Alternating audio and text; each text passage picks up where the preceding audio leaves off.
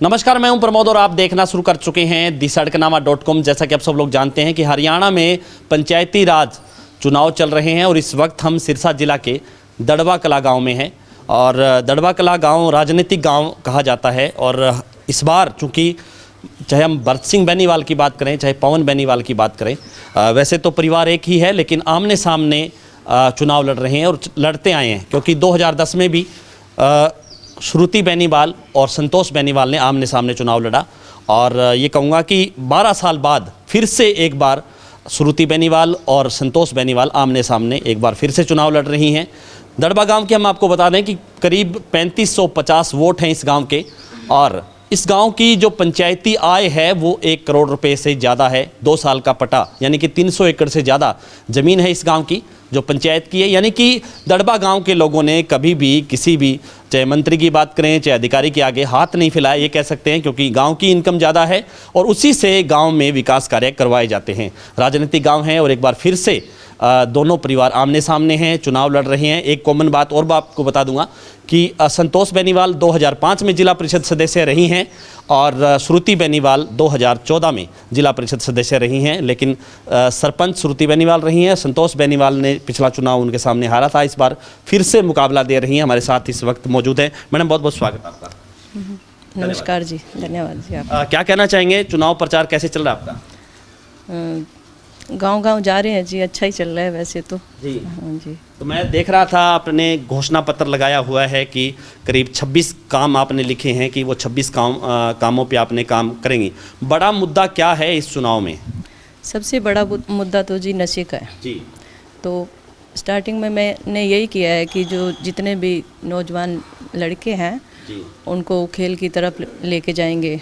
और नशे से जितने लड़के हैं जो इंजेक्शन लगाते हैं, चिट्टा का नशा करते हैं, हाँ जी हाँ जी, उनको उनका रुझान खेल की तरफ करेंगे तो नशे की तरफ से ऑटोमेटिक ही कम हो जाएगा।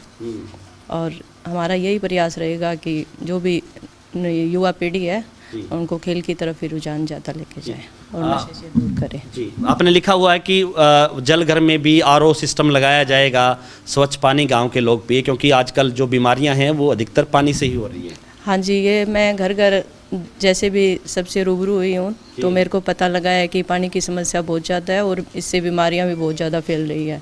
तो मैंने इसी का सोच के मैं ये लिखा है कि ये मैं सब करूँगी। इस बार सरकार ने 50% आरक्षण दिया है महिलाओं को और रैंडमली किया है कि एक से दूसरे गांव में सरपंच है वो महिला होगी, पढ़ी लिखी। आपने भी 12वीं की हैं और क्या कहेंगे इस फैसले के बाद कुछ महिला सशक्तिकरण है उसको बढ़ावा मिलेगा? हाँ जी, मेरा यही हर समय यही प्रयास रहेगा कि जितने भी महिलाएं मैं उनको आगे लेके जाऊँ जी। हाँ जी। तो जिस तरह से वैसे नॉर्मल देखा जाता है, ये जो इलाका है अपने पूरे हरियाणा की हम बात करें इस इलाके की, जहाँ महिलाएं खड़ी होती हैं यानी उम्मीदवार होती हैं तो उनके ससुर, उनके पति, उनके जेठ, उनके देवर वो वोट मांगते हैं। लेकिन आप गाँव खुद वोट मांग रही हैं, महिलाओं के साथ भी पुरुषों के साथ भी, तो आपको लगता है कि बड़ा बदलाव हो पाएगा? हाँ जी, मेरे को जैसे भी मेरे को परिवार की सपोर्ट मिली है और गांव की सपोर्ट मिली है कि हर महिला आज मेरे साथ खड़ी है। और परिवार की मैं बहू नहीं हूँ, मैं बेटी हूँ। हाँ जी। तो मेरे को भी ऐसा हो रहा है कि मैं भी बेटी की सपोर्ट कर रही हैं, बहू की नहीं। अच्छा। हाँ। तो आप महिलाओं के क्या मुद्दे हैं, महिलाओं की मुद्दों की हम चर्चा करें। महिलाओं की क्या बड़ी समस्याएं हैं, महिलाओं के क्या बड़े मुद्दे हैं, आपको मौका मिलता है तो इस चूँकि आधी आबादी कहा जाता है महिलाओं को, इन पे क्या फोकस रहेगा आपका? फोकस तो जी मेन तो महिलाओं का तो यही आ रहा है कि नशे का आ रहा है मेरे सामने, और जैसे पानी का है और पीले कार्ड वगैरह के है, जैसे भी जो भी समस्या आ रही है तो मेरा भी यही प्रयास रहेगा कि मैं हर जो भी समस्या है उसका समाधान करूं। रोजगार का भी एक बड़ा मुद्दा है। हाँ जी हाँ जी हाँ जी। तो ये थे हमारे साथ संतोष बेनीवाल। कुछ और लोग भी हमारे साथ, हम उनसे भी चर्चा करते हैं। मैडम, आपका क्या नाम है? पूनम जी। तो क्या कहना चाहेंगे जिस तरह से चुनाव चल रहा है और जो है महिलाएं हैं वो जा रही हैं, वोट मांग रही हैं, आरक्षण सरकार ने दिया है, एम्पावरमेंट कितनी मानते हैं बढ़ेगी? हाँ जी, बिल्कुल बढ़ेगी। इससे महिलाओं को आगे बढ़ने का मौका मिलेगा। घर के कामों के साथ साथ वो बाहर के कामों में भी सतर्क रहेगी, उनको ज़्यादा जानकारी मिलेगी इसके बारे में। धन्यवाद। एक सवाल मेरा आपसे कि आपने 2010 में श्रुति बेनीवाल के खिलाफ चुनाव लड़ा और हालांकि परिवार एक ही है लेकिन आमने सामने मुकाबला रहता है।